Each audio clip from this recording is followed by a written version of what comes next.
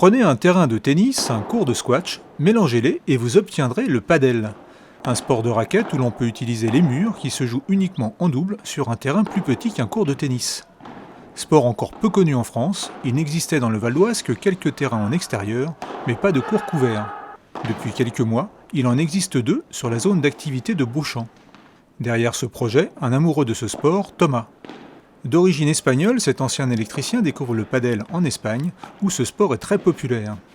C'est vraiment un sport qui a pris de l'ampleur en Espagne. C'est le sport numéro 2 après le foot. C'est pour ça que j'en suis venu au padel. Dans la région parisienne, il y a déjà quelques centres comme le mien.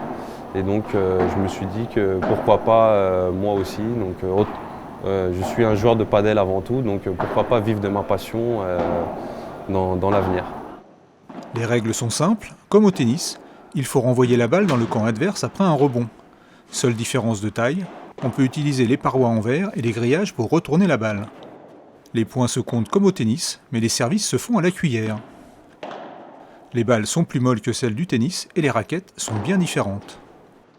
Ça se joue avec une raquette qui est un tout petit peu plus petite, même beaucoup plus petite qu'une raquette de tennis. Une raquette perforée pour éviter toute prise au vent. Si la raquette n'était pas du tout perforée, avec le vent, ça serait impossible de la contrôler, de la manier. Normalement, ça se joue avec une main, donc pas besoin d'avoir un grand manche. Et forcément, un grand espace de jeu qui s'appelle la pala. Les tarifs s'étalent entre 30 et 40 euros de l'heure, soit une dizaine d'euros par personne. Bien moins physique que le squash, le padel s'adresse à tous, quel que soit leur niveau. C'est une prise en main très rapide. On s'amuse très très vite au paddle. Contrairement au tennis où l'apprentissage est relativement compliqué.